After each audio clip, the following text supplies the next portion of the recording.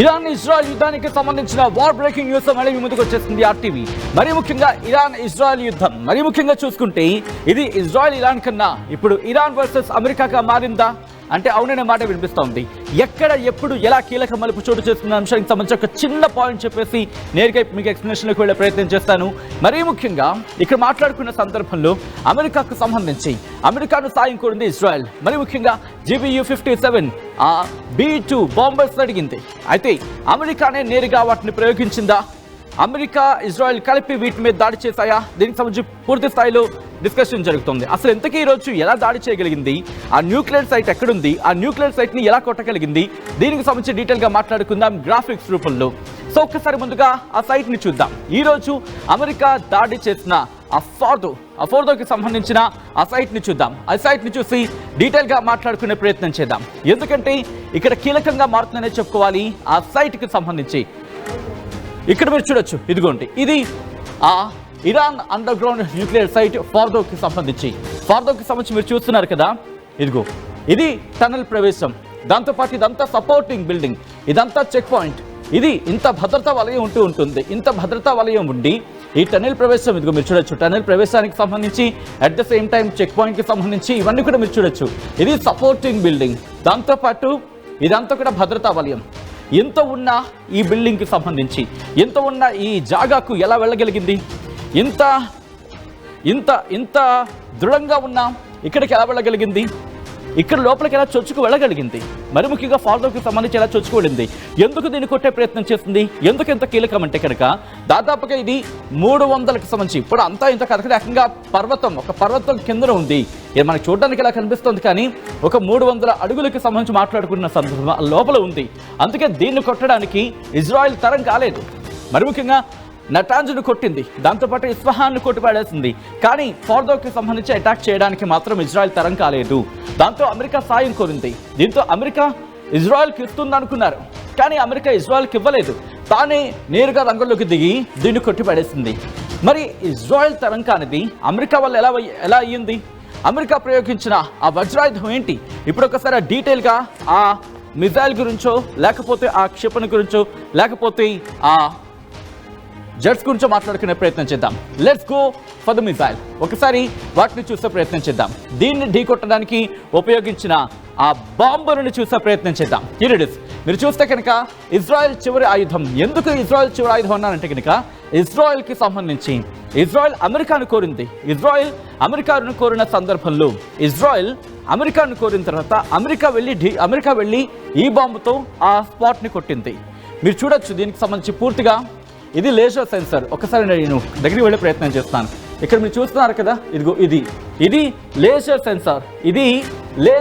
ఇక్కడ మీకు బ్లింక్ అవుతుంది కదా, ఇది లేజర్ సెన్సార్. దాంతోపాటు దీని బరువు మొత్తం చూసుకుంటే కనుక 13,600 కిలోల బరువు ఉంటుంది. దాంతోపాటు మీరు చూస్తే ఇది రిట్రాక్టబుల్ గైడెడ్ ఫిన్స్. ఇదిగో ఇక్కడ మీకు గీతలా కనిపిస్తున్నాయి కదా, ఇవి రిట్రాక్టబుల్ అంటే ఫర్ సపోజ్ ఇలా ఉంటుంది కదా, ఇది ఇలా ఉంది కదా, సో ఇలా వింగ్స్ ఇలా తెరుచుకుంటాయి, అంతవరకు ఇలా ఉంటుంది. ఇలా ఉంది కదా మిజైల్ ఇది. సో ఈ మిజైల్కి సంబంధించి ఇలా వింగ్స్ తెరుచుకుంటాయి, ఆ ఫిన్స్ అంటే ఈ రెక్కలు తెరుచుకున్నట్టు భావించవచ్చు. తోకకు సంబంధించి ఇది ఉంది కదా, అవి ఓపెన్ అప్ అంటే ఇన్ఫ్యాక్ట్ బయట చెప్పాలని విధంగా తెరుచుకోగలవు, మూసుకోగలవు, అటువంటివి మాట. దాంతోపాటు దీని బరువు మొత్తం దీని బరువుకి సంబంధించి మాట్లాడుకున్న సందర్భంలో 13,600 కిలోల బరువు. ఇది 20 అడుగుల పొడవు ఉంటుంది. ఈ మిజైల్ మొత్తంగా ఈ బాంబు మొత్తం 20 అడుగుల పొడవు ఉంటుంది. దీనికి సంబంధించి స్పెసిఫికేషన్స్ గురించి మాట్లాడుకున్న సందర్భంలో ఇది 6.2 మీటర్ల లాంగ్కి సంబంధించి స్ట్రైక్ చేయగలదో, లేకపోతే దానికి సంబంధించి మాట్లాడుకున్న సందర్భం. దాంతోపాటు దీని వెయిట్ 13,600 కిలోలు. ఒక్కసారి దీనికి తర్వాత వెళ్ళే ప్రయత్నం చేద్దాం. ముందుగా మిజైల్కి సంబంధించి మాట్లాడుకుందాం. ఒకసారి దీని గురించి మాట్లాడుకుందాం. సో దీనికి సంబంధించి మాట్లాడుకుంటే దీని స్పెసిఫికేషన్స్ గురించి మాట్లాడుకున్న సందర్భంలోని ఇది 2,400 కేజీలు. గుర్తుపెట్టుకోండి, 2,400 కేజీల బరువున్న ఆ మిజైల్కి సంబంధించి అంటే అంత ఎక్స్ప్లోసివ్స్ని క్యారీ చేయగలదు. దీని లోపల 2,400 కేజీల బరువున్న ఎక్స్ప్లోసివ్స్ ఉంటాయి. ఇది ఎలా కొడుతుందంటే మీరు చూడొచ్చు, ఇదొక భాగం మీరు చూస్తున్నారు కదా, దాంతోపాటు ఇదో భాగం అదో భాగం ఇలా ఇవి ఎలా వర్క్ చేస్తాయంటే డ్రిల్ చేసుకుంటూ స్ట్రైక్ చేసిన డ్రిల్ చేసుకుంటూ వెళ్తాయి. అది ఎలా వెళ్తాయనేది కూడా నేను మీకు చెప్పే ప్రయత్నం చేస్తాను. అయితే వీటికి సంబంధించి ఆ 2 రకాల ఎక్స్ప్లోజివ్స్ AFX 757 దాంతోపాటు PBXN 114 ఈ 2 రకాల పేలోడ్స్ని, ఈ 2 రకాల ఆ బాంబ్స్ని, ఆ మెటీరియల్స్ని, ఎక్స్ప్లోజివ్స్ని తీసుకువెళ్ళగల సత్తా ఈ మిసైల్కి ఉందనే చెప్పాలి, బాంబుకు ఉందనే చెప్పాలి. ఇక్కడ నుంచి దీన్ని మోసుకు వెళ్ళాలంటే సాధారణ ఫైటర్ జెట్స్ వల్ల కాదు.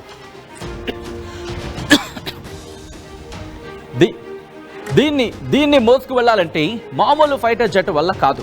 అందుకనే దీనికోసం B2 అనే విమానాన్ని, ఇప్పుడు ఆ B2కి సంబంధించి మాట్లాడుకునే ప్రయత్నం చేద్దాం. B2కి సంబంధించి ఆ విమానాన్ని మాత్రమే, ఆ ఎయిర్ క్రాఫ్ట్ మాత్రమే మోసుకు వెళ్ళగలదు. ఒకసారి ఆ ఎయిర్ క్రాఫ్ట్ని చూసే ప్రయత్నం చేద్దాం. ఎందుకంటే ఈ మిసైల్ని మోసుకు వెళ్ళాలంటే దీనివల్ల మాత్రమే సాధ్యమవుతుంది. ఎందుకంటే ఇది మాత్రమే బాంబుని మోసుకు వెళ్ళగలే విమానం.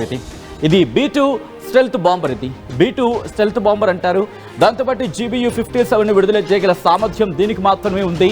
అఫ్కోర్స్ మిగతా వాటికి ఉన్నాయి కానీ, బట్ అంతటి వేగంతో, మరి ముఖ్యంగా అంత ఆల్టిట్యూడ్కి వెళ్ళిన తర్వాత అంత ప్రిసైజ్డ్గా, అంటే ఒక ఎత్తుకు వెళ్ళిన తర్వాత ఒక టార్గెట్ని వెంటనే కొట్టాలి. లేట్ ఉంటే ఇబ్బంది. లేట్ కనుక అయిందనుకోండి అది శత్రు దేశాలకు తెలిసే అవకాశం ఉంటుంది. దాంతోపాటు వాళ్ళ ఎయిర్ డిఫెన్స్ సిస్టమ్ యాక్టివేట్ అయ్యి పూర్తిగా ఈ విమానాన్ని, అట్ ద సేమ్ టైం ఆ మిసైల్ని, ఆ ప్రయోగించిన బాంబుని పూర్తిగా పేల్చేసే అవకాశం ఉంటుంది. సో ఈ నేపథ్యంలోనే ఇది మాత్రమే దీన్ని మోసుకు వెళ్ళగలదు. సో దీనికి సంబంధించి 2017లోని వీటికి సంబంధించి 4 టెస్టులు జరిగాయంటే అర్థం చేసుకోవచ్చు. దీంతో పాటు మాట్లాడుకున్న సందర్భంలో ఇంకా అనేక రకాలు ఉన్నాయని చెప్పుకోవచ్చు. అసలు దీని కెపాసిటీ గురించి మాట్లాడుకుంటే కనుక 7,000 మైళ్ళు అంటే 11,000 కిలోమీటర్లు వితౌట్ రీఫ్యూలింగ్, అంటే ఫ్యూలింగ్ వితౌట్ ఇంకోసారి దీనికి ఫ్యూల్ కొట్టకుండా 11,000 కిలోమీటర్లు ప్రయాణం చేయగలదు ఇది. దాంతోపాటు ఒకవేళ ఏరియల్ రీఫ్యూలింగ్ కనుక చేయగలిగితే, గాల్లోనే దీనికి ఇంధనాన్ని కనుక సమకూర్చగలిగితే 18,500 కిలోమీటర్ల పైగా ఇది ట్రావెల్ చేయగలదు. దాంతోపాటు GBU-57లను రెండింటిని క్యారీ చేయగలదు. ఈరోజు స్ట్రైక్ చేసిన దాంట్లో దాదాపుగా 6 బస్టర్ బాంబులను ప్రయోగించినట్టుగా తెలుస్తోంది. వీటినే బస్టర్ బాంబర్లు అంటూ ఉంటారు. ఆ బస్టర్ బాంబర్ను మనం చూసాం కదా. సో మొత్తంగా వీటి కాంబినేషన్తోనే ఇది తీసుకువెళ్ళగలిగింది. సో ఇక్కడి నుంచి నేరుగా మనం ఒక్కసారి మాట్లాడుకునే సందర్భంలో ఒక్కసారి ఈ రోజు విజువల్స్ని చూసే ప్రయత్నం చేద్దాం.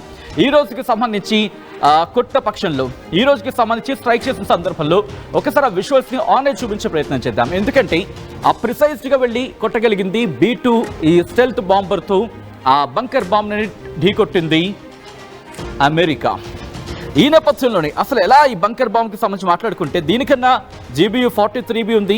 అది 9 మీటర్ల పొడవుగా మాట్లాడుకుంటున్న సందర్భం. దాంతోపాటు 9,800 కేజీల సామర్థ్యం, 8,500 కేజీల ఎక్స్ప్లోజివ్స్ని మోసుకువెళ్ళగల సామర్థ్యం ఉంది. GBU-28 కూడా ఉంది. GBU-28కి సంబంధించి మాట్లాడుకున్న సందర్భంలో long range, in fact laser guided missile అయితే 2,300 కేజీల బరువు సామర్థ్యం, అలాగే 6 మీటర్ల లోతులో ఉన్న కాంక్రీట్ను కూడా ఢీ కొట్టగలదు. దీంతోపాటు BL-109 ఇది కూడా అంతే. ఇది కూడా దాదాపుగా 240 కేజీల ఎక్స్ప్లోజివ్స్ని క్యారీ చేస్తూ కాంక్రీట్ని 1.2 మీటర్ల నుంచి 1.8 మీటర్ల లోతులో ఉన్న రీఎన్ఫోర్స్డ్ కాంక్రీట్ కూడా కొట్టి పడేయగలం. ఇది GBU-28ని 1991లో గల్ఫార్లో ఇరాక్ మీద ప్రయోగించిన సందర్భం, అక్కడ ఇరాక్ కమాండర్కి సంబంధించి. దాంతోపాటు BLU-109ని ఒక 100 వాటికి సంబంధించి మీకు గుర్తుందా, హెజ్బుల్లా చీఫ్ హసన్ నస్రల్లాను కొట్టిన సందర్భంలో ఒక 100 BLU-109ని ఉపయోగించింది అనే చర్చ జరుగుతూ ఉంటుంది. సో అంతటి సామర్థ్యం కలిగిన ఈ BLU, అంతటి సామర్థ్యం కలిగినవి ఈ బంకర్ బాంబర్స్ ఒక్కసారి ఎలా పనిచేస్తాయి అనేది ఈ విజువల్లో నేను మీకు చూపించే ప్రయత్నం చేస్తాను. ఒకసారి మీరు చూస్తే కనుక ఇదిగో ఇలా వెళ్తుంది. ఇలా వెళ్ళిన తర్వాత అదిగో ఆ లేజర్ గైడెడ్ మిసైల్ మీరు చూస్తున్నారు కదా, ఇక్కడ లేజర్ ఉంటుంది. లేజర్ వెళ్ళి ఢీ కొడుతుంది. అదిగో అలా వెళుతుంది, అలా లోపలికి వెళ్తూ ఉంటుంది. మీకు నార్మల్గా చూపించడానికి ఇలా ఉందా తప్ప దీనికి సంబంధించి మాట్లాడుకునే సందర్భంలో గ్రౌండ్ లేయర్స్ మీరు చూస్తున్నారు కదా, అది లోపలికి వెళ్ళిన తర్వాత మెల్లిగా వెళ్తుంది. వెంటనే పేలిపోదు, మొత్తం అంతా పేలిపోదు. ముందు కొంత, ఆ తర్వాత డ్రిల్ చేసుకుంటూ వెళ్తుంది. వెళ్ళి మొత్తంగా పేలుతూ మెయిన్ కోర్స్ ఏదైతే ఉంటుందో అక్కడికి వెళ్ళి పూర్తిగా దాన్ని ధ్వంసం చేస్తుంది. అమెరికా దగ్గర మాత్రమే ఉంది ఈ GBU-57 బంకర్ బస్టర్ అంటే అర్థం చేసుకోవచ్చు. దీని తర్వాత ఇంకొక గ్రాఫిక్ని చూసే ప్రయత్నం చేద్దాం. Moving on to the next graphic plate. ఈ బంకర్ బస్టర్ బరువు 13,600 కిలోలు ఉంటుందన్నమాట. మనం చూసాం కదా. దీని తర్వాత నెక్స్ట్ గ్రాఫిక్ని చూద్దాం. మూవింగ్ ఉంటుందా నెక్స్ట్ గ్రాఫిక్స్ మీరు చూస్తే కనుక అది అలా రిలీజ్ చేసిన తర్వాత ఆ సైట్స్ని వెళ్లే క్రమంలో 60 మీటర్ల భూగర్భంలో కూడా వెళ్ళి తర్వాత పేలుడు సంభవిస్తుంది. అంటే మెల్లిమెల్లిగా వెళ్తుంది. ఫస్ట్ వెళ్ళిన తర్వాత అక్కడ ఆ భూభాగాన్ని చీల్చుకుంటూ లోపలికి వెళ్ళి అప్పుడు పేలుతుంది.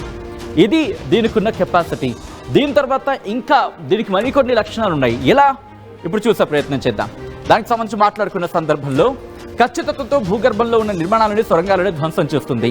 ఈ రోజు కూడా జరిగింది అదే. మరి ముఖ్యంగా ట్రంప్ ఎందుకు ఇక్కడ ఇజ్రాయెల్కి ఇవ్వకుండా తానే రంగంలోకి దిగి వాటిని పేల్చేశాడంటే ఇది ఎక్కడ ఇజ్రాయెల్కి ఇస్తే ఎక్కడ అది మిస్గైడ్ అవుతుందో, ఎక్కడ అది మిస్గైడ్ అయి పేలకుండా పోతుందో, ఎక్కడ మిస్గైడ్ అయిన తర్వాత ఇబ్బందికర వాతావరణానికి గురవుతుందని చెప్పి వాటిని ట్రంపే తనతో తానుగానే కొట్టుపడేశారు. పర్వత ప్రాంతాల్లో బంకర్లను ధ్వంసం చేస్తుంది. ఈరోజు ఈ ఫార్దో కూడా ఒక పర్వతంలో కిందలో ఉంది. అంటే దాదాపుగా 300 అడుగుల లోతులో ఉంది. దాన్ని ఢీకొట్టాలంటే అది అసామాన్యం అది. సో అందుకే ఈ GBU-57 అఫ్కోర్స్ ఇంకా బంకర్ బాంబ్స్కి సంబంధించి మరికొన్ని ఉపయోగించిన చర్చ జరుగుతుంది. మొత్తం 6 బంకర్ బాంబులను ఉపయోగించి ఈరోజు అమెరికా ఫార్దో న్యూక్లియర్ ఫెసిలిటీని ధ్వంసం చేసిందని చర్చ జరుగుతుందంటే అర్థం చేసుకోవచ్చు. మొత్తంగా అయితే ఇది ఈరోజు అమెరికా ఇజ్రాయెల్కి సంబంధించి ఇజ్రాయెల్ సంయుక్తంగా కలిపి ఇరాన్కి సంబంధించి మరీ ముఖ్యంగా ఇటు నటాంజ్ కావచ్చు, లేకపోతే ఇట్ఫా, దాంతోపాటు మనం మాట్లాడుకునే ఫార్దో కావచ్చు, ఇస్ఫాన్ కావచ్చు, వీరికి సంబంధించి ఈ మూడింటిని పేల్చేసిన పరిస్థితి, ధ్వంసం చేసిన పరిస్థితి అంటూ తీవ్రమైన చర్చ జరిగిందంటే అర్థం చేసుకోవచ్చు. ఇప్పుడు ఈ దాడి మరింత తీవ్రతరం అవుతోంది. ఇప్పుడు ఏం జరగబోతోంది? అమెరికా మీద దాడి చేయబోతుంది ఇరాన్. ఎందుకంటే రష్యా దగ్గర కూడా బంకర్ బాంబులు ఉన్నాయి. రష్యాకి సంబంధించి ఒక 1500 kgల FAB-1500 ఇది ఏకంగా 20 మీటర్ల లోతు వరకు వెళ్ళగలదని చర్చ జరుగుతోంది. మరి రష్యా కనుక రంగంలోకి దిగితే పరిస్థితి ఏంటి? ఇరాన్ సహకరిస్తే, ఇరాన్ రష్యా కనుక సంయుక్తంగా రంగంలోకి దిగితే అమెరికా ఏం కాబోతోంది? ప్రస్తుతం అమెరికా ఏం చేసే అవకాశం ఉంది? దీనికి సంబంధించి చర్చ జోరందుకుంటోంది. ఈ క్రమంలో ఏం జరగచ్చు? మీరు సమాధానం చెప్పే ప్రయత్నం చేయండి కామెంట్ రూపంలో. మొత్తంగా అయితే మాత్రం అమెరికా తన దగ్గరున్న ఆ వజ్రాయుధాన్ని ప్రయోగించింది ఇరాన్ మీద. పరిణామాలు ఎలా ఉండబోతున్నాయి ముందు చూడాల్సిందే. సో ఏం జరగబోతుంది అనేది ఒకసారి మీరే చెప్పండి. ఈరోజు జరిగిన దాడికి సంబంధించిన ఆ దృశ్యాలని మీ ముందుంచే ప్రయత్నం చేస్తుంది. అంతకన్నా ముందు ఒకసారి ఆ మ్యాప్ని మీరు చూసే ప్రయత్నం చేస్తే కనుక యుఎస్కి సంబంధించి ఈరోజు దాడి చేసిన ఆ ఫోర్దోకి సంబంధించి నటాంజ్, అలాగే ఇస్ఫహాన్, ఫోర్దో మీరు చూస్తున్నారు కదా, ఆ 3 స్టార్స్ లా కనిపిస్తున్నాయి. ఆ 3 అవే ఈరోజు దాడి చేస్తుంది. B-2 బాంబర్ ఆ విమానాన్ని మీరు చూస్తున్నారు. అది క్యారియర్ కింద చెప్పుకోవాలి. దాంతోపాటు కింద ఉంటుంది, ఆ కింద భాగంలో ఉంటాయి ఈ GBU కావచ్చు, లేకపోతే ఈ బంకర్ బాంబ్స్. ఈరోజు ఇప్పుడు ఏం జరగబోతున్న ఆసక్తికరంగా మారుతోంది. ఎందుకంటే ఇప్పటికీ ఇరాన్ వార్నింగ్ ఇచ్చింది, అమెరికా గుర్తు పెట్టుకో, నువ్వు కనుక ఎంటర్ అయితే మిడిల్ ఈస్ట్లోనే కాదు, నీ ఎయిర్ బేసెస్ని, నీ మిలిటరీ బేసెస్ని ఇచ్చి పడేస్తాం, ఈడ్చి కొడతామని చెప్పించింది. మరి ఈ నేపథ్యంలో ఇరాన్ అదే పంథాతో ముందుకు వెళ్ళబోతుందా? ఏం జరిగే అవకాశం ఉంది? వేచి చూద్దాం.